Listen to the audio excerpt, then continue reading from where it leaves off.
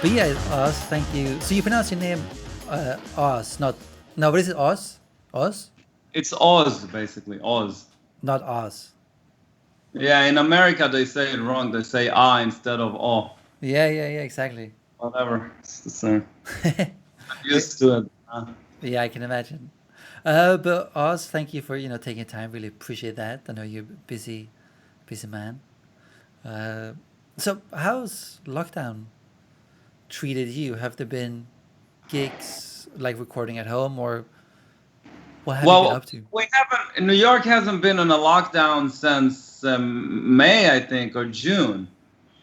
Right. So there's no gigs. I did a few, very few outside gigs. Um, but I do recordings from home. I do lessons from home, and everything is online. Hmm. And then I actually go with some friends and play in the park. And Right. I live right by the park, so when the weather is nice, we just go and play. We've done it all summer. We just Nice. play. It's kind of cool. So Yeah, yeah, yeah. that's what I've been doing. Really, that's it. Nice, man.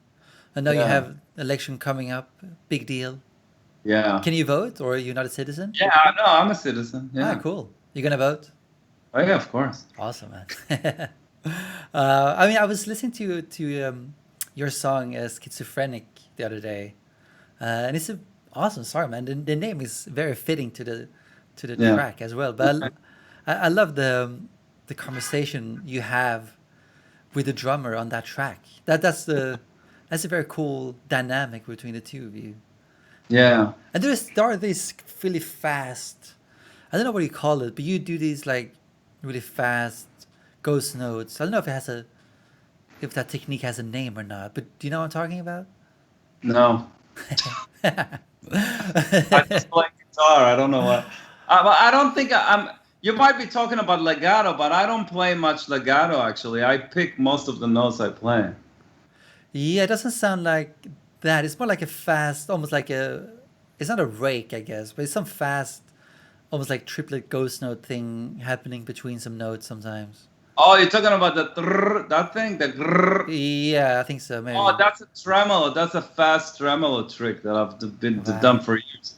But this is recording from like 10 years ago. I haven't played that song in like I don't even know how long. I don't play it.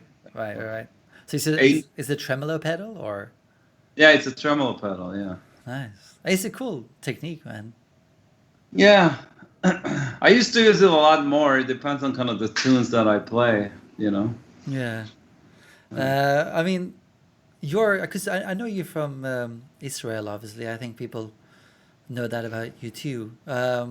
So when did you actually move over to US? What was the nine- 96. wow? So it's been Yeah. almost 20, 30 years.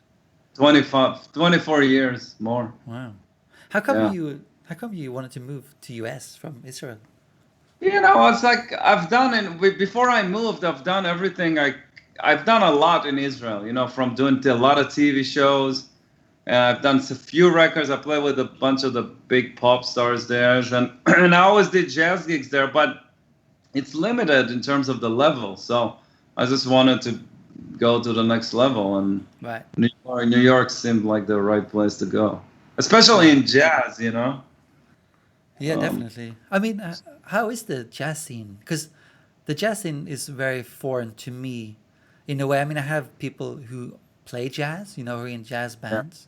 yeah. Um, but what is the jazz scene in New York like? Like, why did it why did it make you want to move to do jazz there? The jazz scene in New York is the best jazz scene in the world. Nothing touches it. It's basically the only place to play jazz for real in the world is in New York. There's Right. nowhere else. So it's just what it is. And so that's if you want to play jazz for real and you want to see the real masters and the real guys doing it, then New York is the place.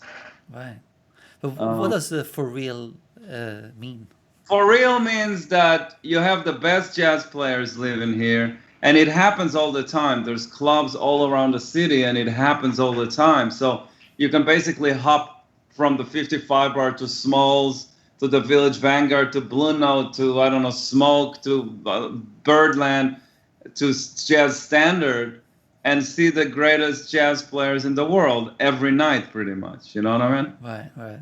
And you can see the legends, but you can also see the young generation play, which is really important. That's actually the most important thing, is to see the young developing generation, even if they're not young. Like I'm talking about young, like Chris Potter considered to be young because he's the younger generation of the, you know what I mean? So that's what I mean by it. So when I moved to New York, it blew my mind. Like I remember going to Smalls and seeing like Joshua Redman with Brett Meldau and Pete Bernstein and all those guys. It's like, and Bill Stewart and Brian Blade. So that's where it happens for real. You know what I mean? That's where it is. It doesn't mean that there's no other places in the world that people play jazz, but this is the center of it. Right. Yeah. I mean, how did you feel coming to New York? Was it like, shit, I need to become much better, or were you already at a great level coming to New York? I was a professional guitar player. That's pretty much all I was, you know. Right. But you know, I was an improviser. I could play jazz, and I was doing a lot of studio work before I came here, and professional work like TV and stuff, so I could hang in recording session and stuff. But I wasn't at the level that I'm at now or anything like that. I wasn't even close, you know. Right. But I was good enough that I can hang in certain situations. You know, I had really good time because I've done a lot of recording sessions since I'm a kid, so my time was good. That was really important.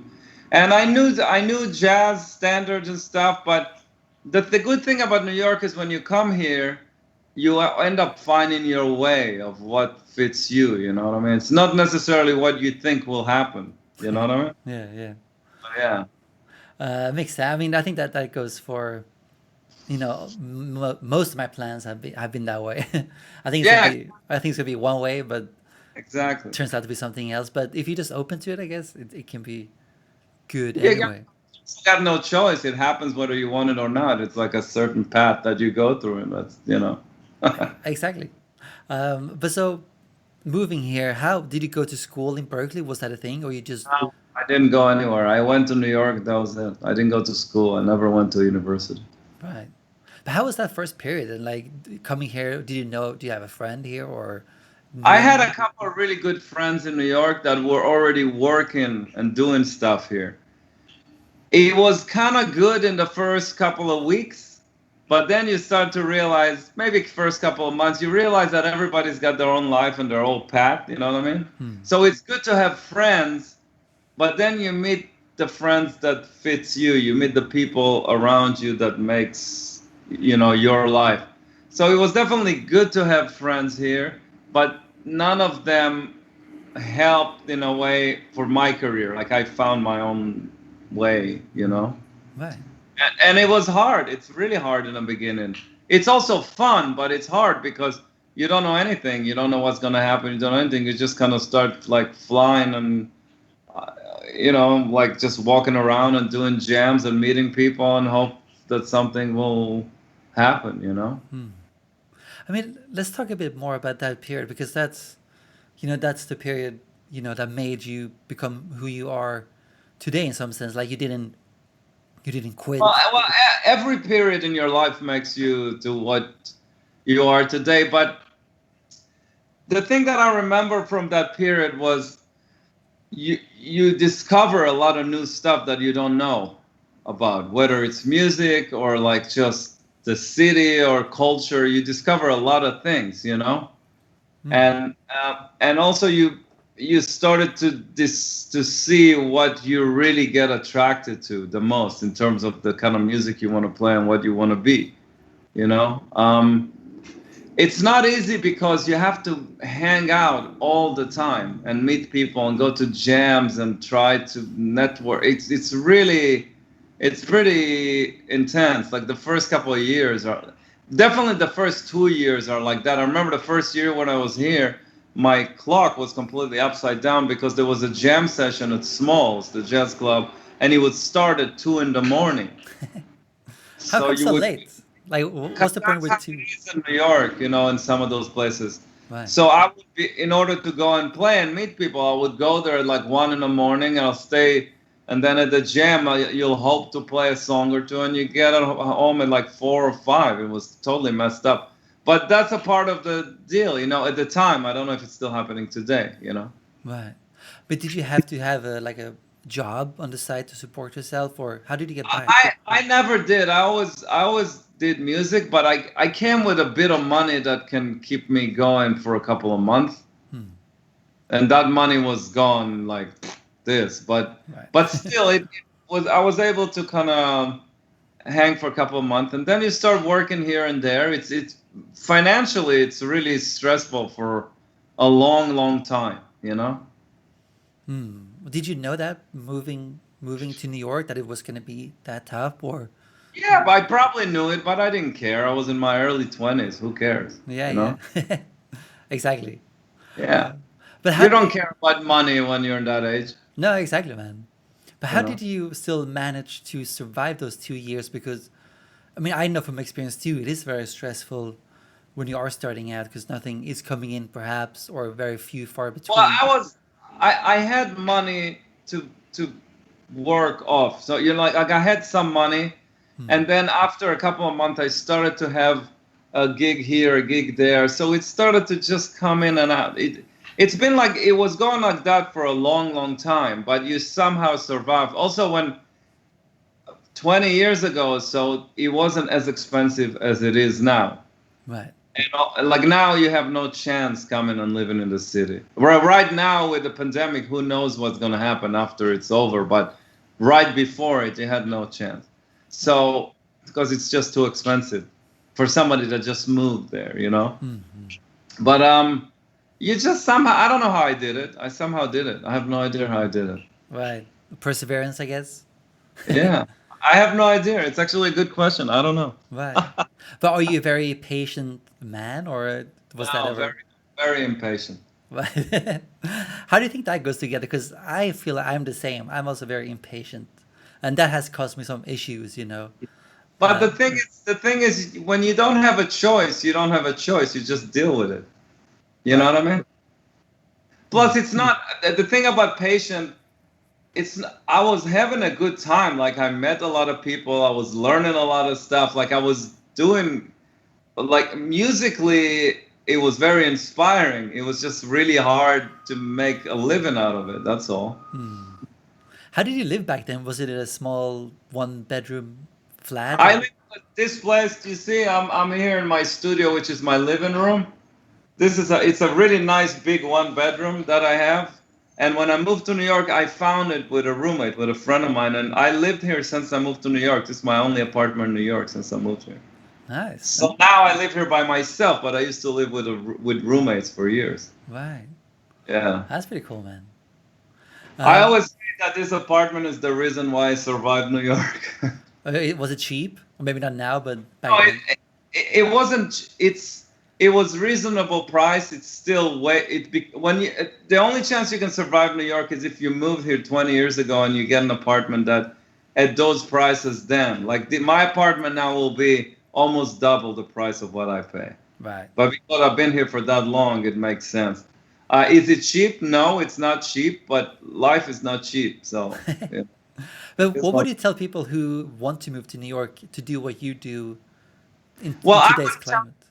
it's a really weird time to talk about it now because if you would have talked to me before the coronavirus started, I would have said that I wouldn't be. I would say if you want to come here to study, do that. But if you want to come here to live, you won't be able to live in the city. So you have to live in like suburbs and stuff. And to me, that's not the same experience as living in the city. Although things have moved out of the city the last few years. So, um, but you can still come in and see music all the time. Sure, it's just it's gotten to be expensive beyond logic. You know what I mean? But now with the Corona thing, I just have no idea what shape this city is gonna be when it's over. Right. It might be completely trashed. You know what I mean? It might be the right time to come here because it would be, you Right. know, nobody lives here anymore. But is it maybe like London a bit, where to do music you almost have to be rich-ish, like to come here, move, to have your own place, and only do Well, music? well, if you can't do, if you would have wanted to move to New York, again, that's all Right, right, pre-corona. right. If you wanted to move to New York and live in the city, you have no chance. You have to make a lot of money a year, a month to make it somehow, you know? So if you're a musician, either you have rich parents or you have money, then you'll be fine. But if not, you'll just have to live in like, you know, like areas in Queens or in Brooklyn that are, even those places are expensive, but to find the cheaper places, you know? Right. But talk about those jam sessions you went to. What was your process of networking with people then? Because I guess you must have been somewhat good at networking. You didn't piss people off. You know, it's different. It's completely different because then there was no Facebook, there was no Instagram, so it's a whole other thing. Now you don't even have to live in New York in order to make a career. You know what I mean? You should live here to learn and to play with the right people and to experience what it is to play with those people. But in terms of having a career and promote yourself and stuff, you don't need anything. You don't need to be here anymore. Right. At the time, I'm a I think I'm a normal person in terms of communicating with people. So I don't think I'm pushy or anything like that. I was just like people that I play with that I like their playing. I would just take their phone numbers and then I'll start to jam sessions with them. That's pretty much it. That's Right. all it was. Not much more than that. But what does it take to jam with those people? Like you said, it was the real deal. Like, what's the No, no, no. When I'm talking people, the people that you meet in jam sessions right, are not famous guys. right, right, right, Normal. Like you can meet some name guys in jam sessions, but the people that you network with are people that are more like kind of, you know, in the scene, but are not the famous people, you know?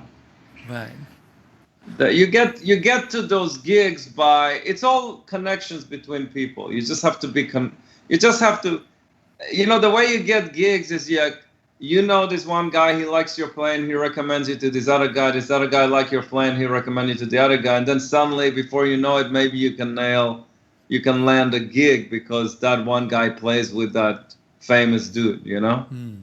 That's how it works. right, right, right. Makes Like, sense. yeah, like there is some auditions that were going on at the time, but I was never good at auditioning, and I also never heard about I never heard about too many of them. So Right, it's tricky. The way you get work is through people that you work with. right.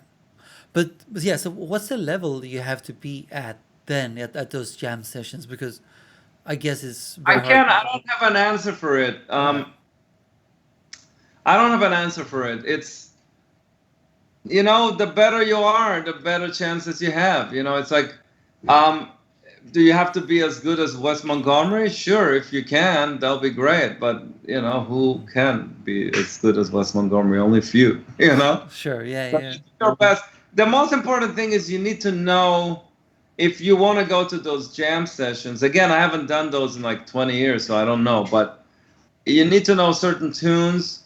You need to be musical, and you need to kind of the most important thing in life is not to be an asshole, and that goes towards people and towards music, meaning you don't want to be an asshole to people because then you're not going to work because nobody want to be around you, but also you don't want to be cocky and asshole when you play music. You want to support the music and the people you're playing with, so it all works as one thing, you know.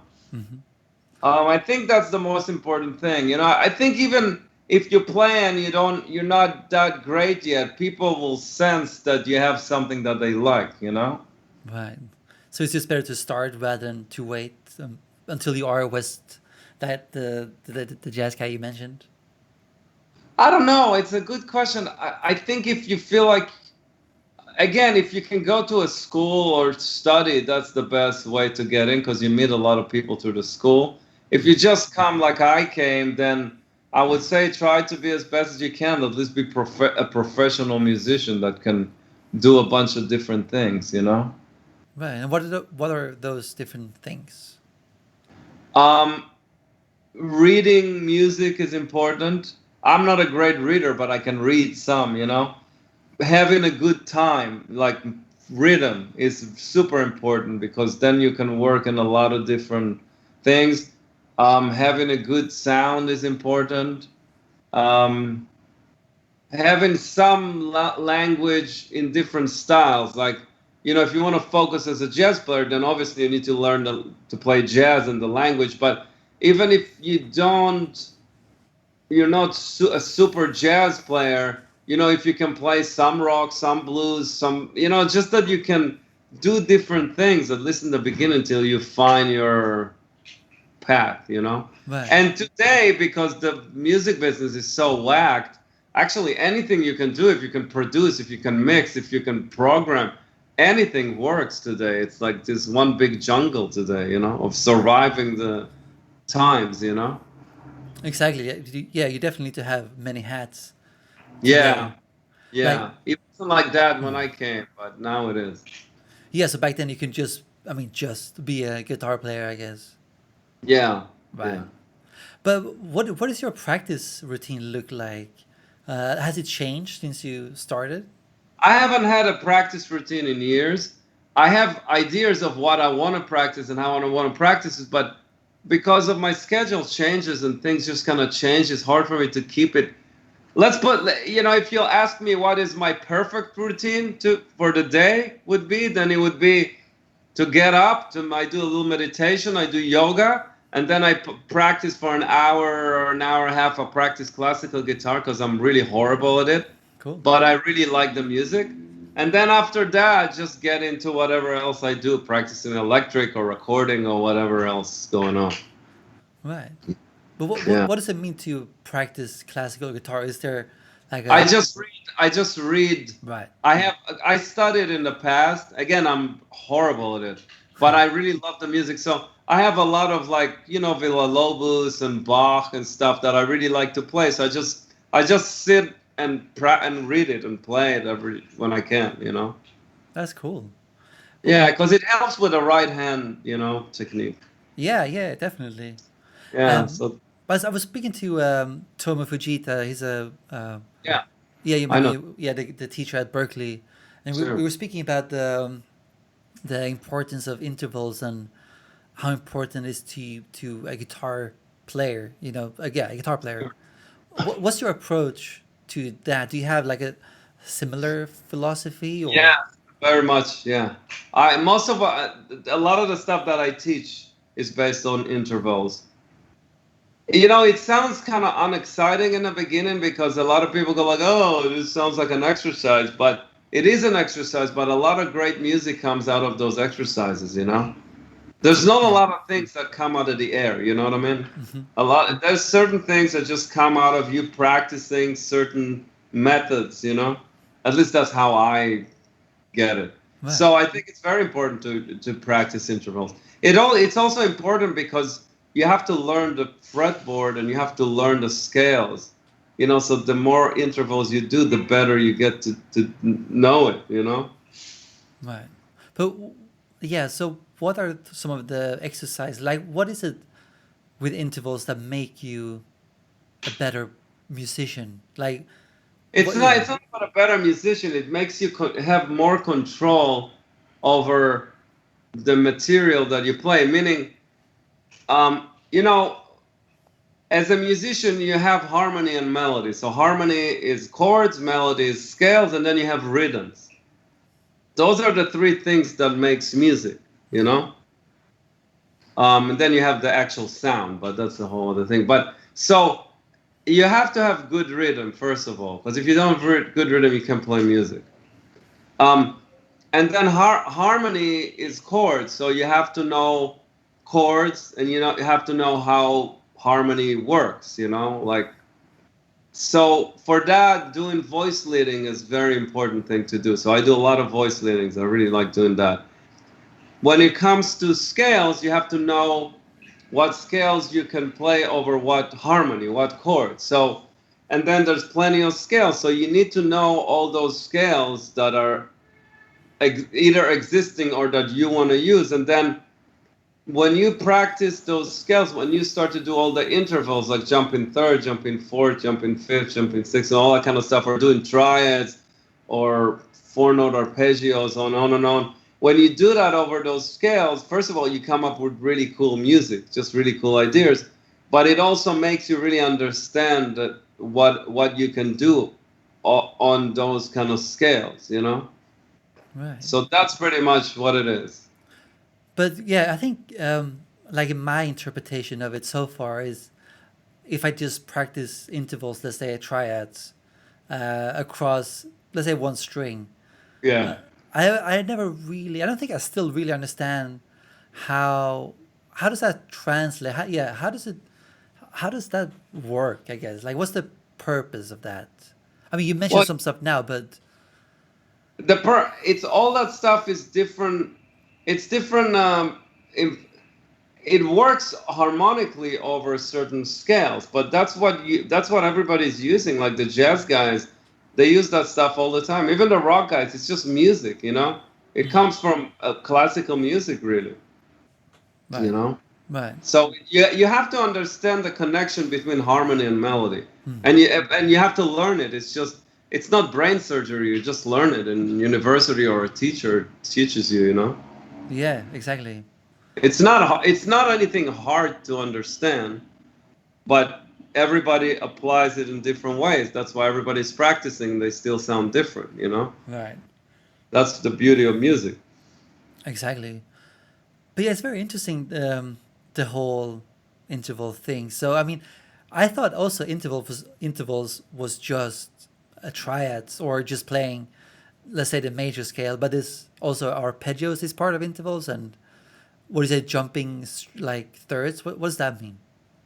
Any interval is anything that repeats itself in Right, a symmetrical kind of way. right, So let's say if you jump thirds on a scale, it's symmetrical, so you keep jumping thirds, so you get a certain sound. If you jump fifths, you get a different sound. If you jump sixths, but it's all symmetrical over a scale. hmm, Um, the same thing you can do with triads. It's you do intervals of triads over a scale. It's the same thing. It's a symmetrical thing, and you just move it. I can't give a music lesson here. You know what I mean? You can go and look at my instructional videos. It's got all that stuff. But right, that's how it works. You have to do. You don't have to do anything, but you should do these things because it opens up a lot of doors. You know what I mean? nice, Musical doors. right. So that was that a big part of you growing up, like practicing Yes. this? Yes. Very much. Right. Who told you that that's a good thing to practice? So that was just something you discovered. I learned. I had some teachers.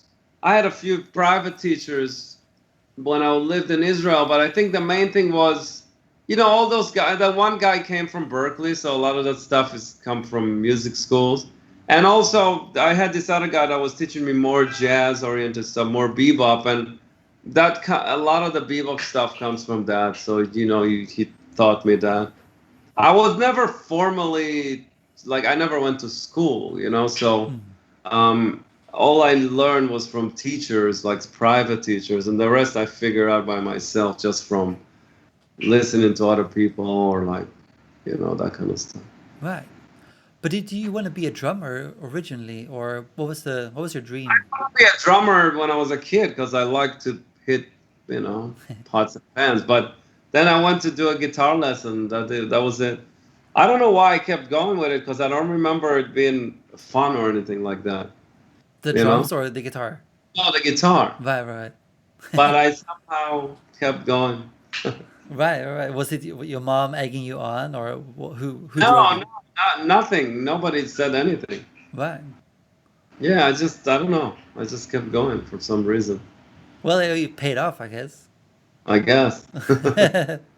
um, but so, who were your inspiration growing up? Because listening to your playing, I mean, you're known for being a jazz guitarist, I guess, but there's much more than just jazz. There's like rock, Sure. funk Yeah. involved too. Yeah. Hmm. I grew up listening to everything. So the first thing was the Beatles, Right. and then some Israeli like pop and rock, And then I got jazz. My brother started to bring jazz records home. So I don't know, Chick Corea, Kid Jarrett, John McLaughlin, Al Di Meola, that kind of stuff. Hmm. Um, that's pretty much George Benson. I think I had a record. And that's how it started, really. And then I just kept going, but I always kept going in both. It wasn't only jazz or only rock. It was both always. It was kind of hard for a minute, but I always liked both things. I could never let one go. Right. That's why it sounds like a mix, because I'm a kind of a jazz musician, but I'm also a studio musician, so I can do both. That's Exactly. that's pretty much the story. Right, right, right. But how is it like making instrumental music? I know you have some songs with vocals too, but how come you landed doing that? Was that because it was more jazz Yeah. oriented? Yes. Yes. Yeah. Right. So it's never been you never want to go full band with a vocalist or Not really. It's not that I didn't want to. I would like to be a part of a band with the vocals, but I don't write songs with Hmm. lyrics. If I would write songs, if I would be a songwriter, then sure. I don't sing and I don't write songs. I write music, so that's probably the main reason. Right. What's the difference between writing music and songs? Oh, it's a completely different profession. Right. In which way do you mean? A songwriting is an art in its own. You have to know how to write songs. It's a different art completely. You have to understand about the lyrics, about the arc of a song, about the melodies and what you can fit and what you can't. It's a whole other thing, completely different. Right. I mean, because I guess listening to your music, I would call those songs too. You know. No, but they're instrumental songs and they don't have lyrics. The thing about me is I'm a big fan of songwriters. The thing that I like the most in life is good songs Hmm. with lyrics, not like. So Yeah. I was always like more into that side. So when I write instrumental music, I try to make it sound like a song, like although there's no vocalist or singer, Hmm. or lyrics. So I'm very heavily influenced by songwriting. Right.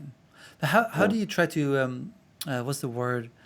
Um, Not disguise that there's no vocals, but still make it interesting, even though you don't have vocals, like you said. You try to play. The first thing is you try to play grooves Hmm. that feel good. Like the grooves, the rhythm has to feel good, and then melodically, you just have to find catchy lines, whether they're melodic lines or rhythm lines, but stuff that will just grab your attention. Hmm. That's the same as songs, really. It's the same thing. It's Right. songwriting, just without lyrics. Right. Yeah. Yes. So, yeah. Yeah, it's an interesting differentiation, between the two, because I never thought about it into to be two different things. I thought instrumental is also songwriting. Yeah, you just don't have lyrics, but you don't always need lyrics, I guess. Not always, no. um, but something I heard that was really interesting. I don't know if this is specific to the jazz scene, but um, that it seems like the usual way of going about uh, getting a band and being an artist in the jazz world is to first play for someone bigger or famous artist, and Correct. then you start a band. But I heard you didn't do that. I didn't do it, but How come you didn't do that? Was that you just never nobody big called me to play with them, so I didn't do it. You know, right, right, right. But you it's didn't pretty. let that take you down, though. You still continued. Well, no, I worked, I played with people, but I never got a big gig like with Herbie Hancock or somebody that after that I can go like, oh, he played with Herbie, let's give him a record deal. I never got that. You Is that know, really how it works, or was that yeah, maybe it is how it works. still to this Not day? all the time, but it works pretty well that way. Yeah. Do you think that's specific to the jazz scene or just overall? It's more in the jazz scene because of the nature of what it is. Yeah. Right.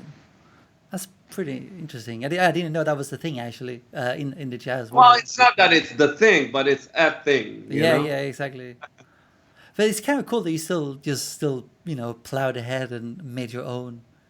I Uh, don't really care. I don't really care about this. It's my life. I just do whatever the fuck I want. I just. Definitely. Yeah. Uh, yeah, Like if Herbie calls or he doesn't call, it doesn't really affect me. You know what I mean? I'm just keep keep playing music still. Yeah, exactly. I just guess some people might be like, "Oh, I need a gig to be able to do my own thing for a It living." definitely helps. I'm sure that if I would have played with like Chick Corea or with like Herbie for a couple of years, it would have made a big difference. But what am I gonna do? You know, Yeah, exactly. I'm still young. It could still happen. Yeah, definitely, man. I mean, I guess in the jazz world, the older you Yeah, get, the better you are. I guess somehow. maybe. Yeah. But so you still, I mean, today you get calls from bigger people, I guess. Sometimes it all depends. It's like, what is the question though? If I Yeah, if, I mean, it has changed for you since you started building your own Oh, name. you know more people, and you know more, like kind of like high level people, so you get called more from those guys. Mm. But I got to be honest with you, it doesn't really matter. It's like whatever you get called to, as long as it's, like these days, there's so little work than there used to be. So again, there's certain things that I want to do, but a lot of stuff I would do. It's not a problem. I like to play, so it doesn't have to be somebody big to call me to say yes. It could be anybody, really. You Right, know? right. I mean, so to make a living today, or maybe even when you move to New York, is you have to do various jobs. Like you have to be a teacher and do sessions, have your own It's band. much harder today than it was like 20 years ago. Much, much, much, much, much harder today. Right. There's no more music business today. It's almost dead. Hmm. So it changed, but it's barely there. You Right. know. Yeah, it's interesting because sometimes you hear people saying, "Oh, there's never been more money than there is today in the music industry." For Uh, to who? But the question is to who? exactly. Yeah. Exactly. Not to musicians and not even to writers and stuff like that. Hmm. It's to certain people that were able to get like streaming services, but those guys steal everybody's money. Mm. So Exactly. it's yeah. So maybe there's more money, but where's that money going to? It doesn't go to the artists or the musicians. Mm. You know. Exactly. Yeah. It's There's always ways to make money. That's always, there's even now there's ways to make money. It's just different ways. But the what used to be the business where people made records and there was recording sessions and this and that, that's hardly exists. That in relation to what it used to be, it's barely happening. right. But has that situation made the jazz scene more exclusive too, or is there still more But people coming? it's a different thing a little bit Right. than what I'm talking about. I don't know. I don't have an answer for it. I don't know. Right. I mean, yeah, because it's super fascinating though, because the jazz scene, as I said before, is just something, yeah, that I don't know much about, but it's very interesting to learn from Yeah. yourself, like how it is, and if there are any I don't similarities. know. I'm kind of mixed in both worlds, you know what I mean? And I live in New York also, so my reality is very specific to where I live. Hmm. And also I I consider myself a jazz musician, but again, I don't only do that, and my records don't quite sound like jazz records either. So I'm kind of a mix of everything, you know. But I do play jazz all the time, and I know all the jazz guys here. But on the same token, I also do session work all the time, so I know all the studio guys here. Hmm. So it's like my life is a little bit of a mix of those things. Right. And I mean, it's cool that you can, that you know so many people that you can mix between the two worlds, so to speak. I mean, was Yeah, that, yeah, was that from just continue to network and keep going yeah, to it's just jams? keep playing. Yeah, you just keep playing with people. It's the idea is to always to never. The idea is to never stop. You know what I mean? It's not supposed to stop anyhow, but you just keep going with what you got. It's just like from this recording to this gig to this project to that project. As long as you keep building things, then things happen. Exactly. But then, yeah, I Yeah. guess you also have to have a little patience, even though you're very Yeah, you impatient have to have man. patience. Whether you impatient or impatient, you have to have patience because it's It is what it is. It takes time. Yeah, it does, man. I mean, how long do you spend to make your own records? Is that something you're also very impatient with?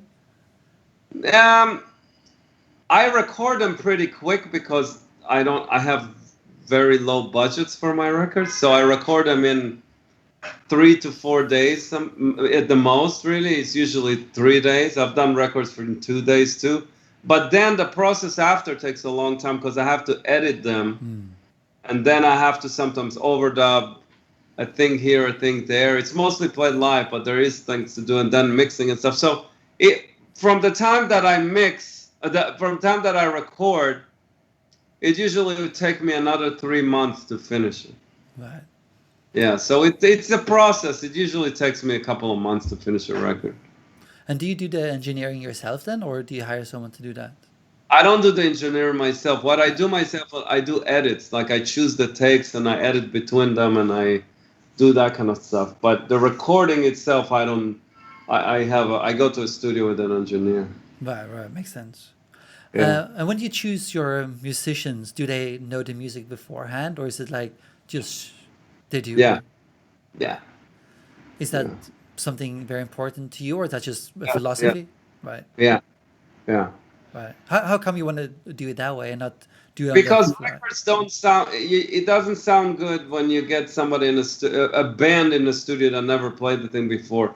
It might work in certain style of music, but with what I do, it takes a while for things to gel and to get a sound. So I just don't believe it in any other way. Even when we go to the studio, after we play the music for a while, it takes a couple of takes to get there. You know. Right. Makes sense. And yeah, I can definitely know what you mean in terms of how your music is. Yeah, it's not something you just show up and jam. Like I had people that play with me on records that maybe have, like I always had a situation, like sometimes with Vinnie, I had on the last record at least, I sent him the music, but I never played it with him. But he's the only guy I'm going to do it with. The rest of the band played the music. And also I knew what I'm going to get out of him. So I knew, I actually did want to rehearse with him. And he goes like, yeah, don't worry about it. It's cool. Because it was easy stuff, Right. Plus he can do anything anyhow. It doesn't matter. Yeah, exactly. But anybody else, except of him, everybody else on my records since the beginning, we always played either for a really long time or for at least a few gigs to just get it together to gel, Right. Makes total sense, man. Yeah. But could you remember a guitar lesson, or maybe not a lesson, just a moment where you felt that the guitar made sense to you? Did you have a moment like that? No. It still doesn't Right. make sense to me. Right. What's confusing to you about the guitar?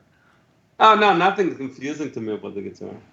It's Right. but I never had a lesson when I was like, oh, this is nah. Right. Remember? Yeah, I mean, I guess there's always something to explore, whether it's the guitar, music, or drums, whatever you're playing, That's music never ends.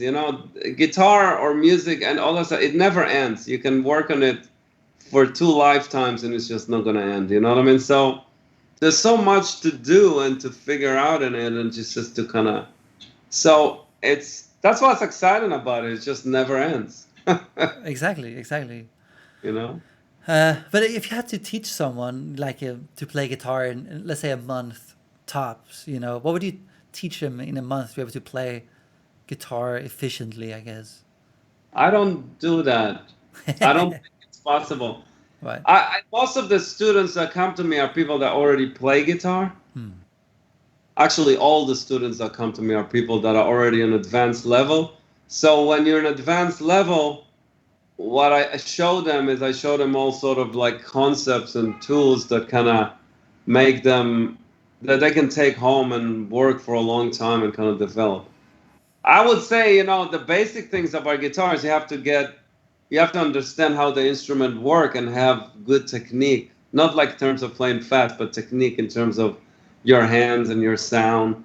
And everything else is just really up to you where you want to go with it. The guitar is there's so much music that comes out of it, from classical to blues, to rock, to jazz, to like flamenco. It's just endless, you know.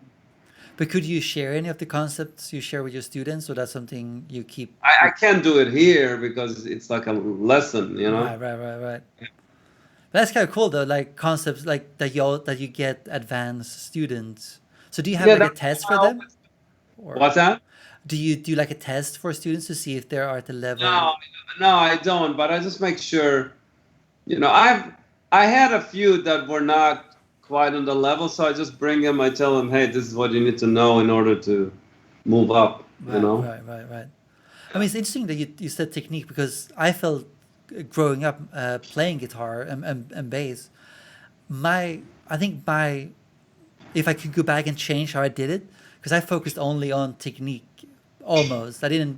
Yeah, And then, that happens to a lot of people why do you think that is? because it's easy. It's Yeah. like going to the gym. You don't have to be smart to go to the gym. You can be the biggest idiot in the world. You go to the gym, you do this, and then your muscles are like that. Exactly. It's simple. It's the same thing. It's the same exact thing. Yeah. You don't have to think. That's why. Yeah. I mean, then the problem is like I discovered that you start repeating yourself. You keep using licks rather Yeah. than expressing a real melody, so to speak, that is yours, I guess. Yeah, because it's not deep. It's technical. You know, it's not musical. It's technical. I mean, And don't be wrong. There's people that made careers out of that, but it's gymnastics. You know, yeah. Did you nothing like? wrong. You know. But did you ever fall into that trap starting out? That you knew that was a You a know, thing? I never had great technique, like really, really great technique. Like everything I play, I worked on. It never came easy to me. So I worked on technique at points, but I never fell into that trap. Let's put it like that. Right. Quite like other people that were really good at it. You know. Makes sense, man. Yeah. You spoke about meditation. That's what we do every morning. When did you start getting into that, and what was the benefit of, or what has been the benefit of doing it? It's just I don't know. It's a good way to start the day for me. I don't know, just to kind of relax your mind a little bit. I've been doing yoga for a couple of years. I'm not one of those guys that tells you, oh, you got to meditate, it's going to change your life. It doesn't. It's just a thing to do that may help you a little bit or may work for you a little bit. I don't do it all the time. I have periods when I don't do it, but it's a good thing to do for me sometimes, you know. I think yoga is really good for you physically, and playing an instrument is actually a very physical thing, and you get damaged your body by playing instruments. Your body just get damaged from it because you're sitting or you're standing in awkward position, and it messes up your body a little bit. So yoga is really good for that stuff. You know, it just balances your body and stuff like that. I got rid of some pretty painful, you know, like conditions from doing yoga, you know. Right. So that I would recommend that if you have certain conditions, you know, that this can fix. You know, like back things and back issues and stuff like that is really good for, you know. Right. Is there a specific yoga you do, or is it a general? No, it's anything, you know, it could be anything. Again, you have to be very specific with what. I just like it as an exercise too, but it's very, very good for your posture and your body, you know, which is important in music. Definitely, man. I Yeah. started doing kettlebell swings, and I felt that's also helped a lot Yeah, sure. with posture and Sure. being able to stand up without getting, your back hurting. Sure. Yeah. Yeah, that stuff really works, you know? Yeah, and it's important too, Yeah. not just for music, but just in general life, I guess. Sure, sure. But I also know you have a new record coming out. Could you tell us a bit more about that record? It's called Snapdragon. It's coming out November 20th, 2020. And it was supposed to already come out, but because of the corona, it's basically it's basically volume 2 of my last album. My last album is called Boogaloogaloo. It was this Boogaloo album. And some of the recording was from those sessions. It's just I recorded too much music. So we split it into 2 records, and I did some more recordings. So that's pretty much it. A bunch of people play on it, and that's it. It's basically the volume 2 of that last album that I did. Right. And where did you record it? Which studio did you go to? I recorded at Sweetwater Studio. Okay, cool. Yeah, both of them. Yeah. Yeah, that's not far away from New York, is it? Well, it's a couple hour. It's 2-hour flight. Oh, is it? Yeah. Shit, I thought it was just a drive away. No, it's not a drive away. It's an Fort Wayne, Indiana. Yeah. Yeah. Yeah, I was talking to the guys there actually a few months ago now. Yeah. Who did you work with in Sweetwater then? There's a really nice studio that run by Mark. I forgot his last name. Is it Della Rocco? Is it him? No, Mark Hornsby. Right. Yeah.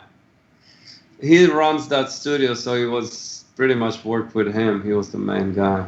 And he engineered the studio. There were sessions also. Right. And that was also tracked live then, like your... Everything's tracked live, yeah.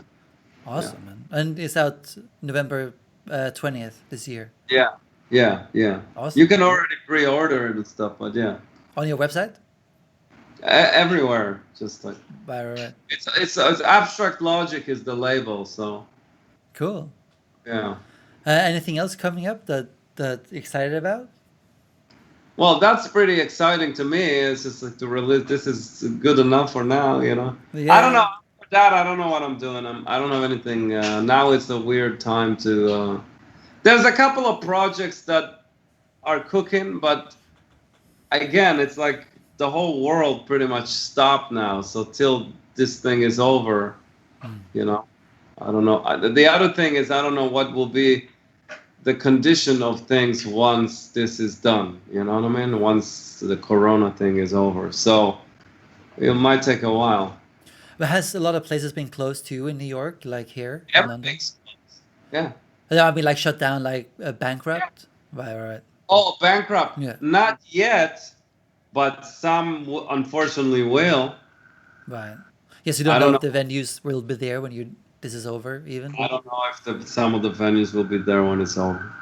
Yeah, I mean, it's the same situation here, obviously. It's terrible, of course. It's crazy. It's really awful. Yeah. But do you get support in the US at all from the government, like the venues, for example? Yeah, you get unemployment, which is great. Right. Yeah. That's good. Yeah. But do you ever think about moving to a different place in the US or back to Israel, maybe? Not really. Israel is totally messed up right now. Right. I'm not, you know, not right now. Not really. Right. You take it as it comes. Right now, the best thing for everybody to do is to just stay where they are and wait for this thing to be done. Yeah. And hopefully we have a vaccine, but next year at some point. I think next year things will start to look a lot better. Yeah. But it's just, again, just patient, you know, just sit down and wait. Exactly, being patient. The problem is not that. The problem is time is money. So, like, if people don't work and don't make money, then every week, every month is, like, painful, you know? Definitely. And you know, in businesses and places like we, you know, do music in, whether it's studios or whatever, or, like, clubs or venues and stuff like that, every month that goes by, it's less of a chance that they'll survive. So that's the problem. Exactly. You know? Exactly, man. I mean, we've been lucky here that some venues have been able to open. So I've done some few random gigs, but yeah, it's far and few between, like it used to be. Yeah. So yeah, it's tough. A lot of people. Some people are thriving though, which is funny. You know, that's what I've noticed. Some people are really busy in their home studios. Some people, like myself, have not been busy. Yeah, absolutely. That happens too. You know. Exactly, man. Well, let's hope it's get better as soon as possible. Eventually, it will get better. It's just like hopefully it'll get better faster than what, you know. and things, not gonna go down that bad. When things start to get better, hopefully, we'll have some of the stuff that there'll be some stuff left. You know what I mean? The Exactly. good old days. Exactly. But Oz, could you recommend any cool albums to check out in the jazz world that people might not have heard of, and yours as well that we should check out? Recommend my records, you mean? Or just any cool jazz record out Well, there? I can't recommend my records because they're my records. Right, right. But uh, I still like the classic stuff. For example, there's those recordings of Miles Davis. It's called Live at the Plug Nickel. Right. Those are probably the most important recordings in modern jazz history because that's what really opened up jazz in so many ways to everybody. It's those recordings with Miles and Tony Williams and Wayne Shorter and Herbie Hancock and Ron Carter. So that stuff, it's still till this day, it's like kind of groundbreaking because they broke a lot of the rules. So that stuff is really good to kind of be aware of. I don't know. There's so much stuff that's just out there. I can't. There's no new stuff that's exciting.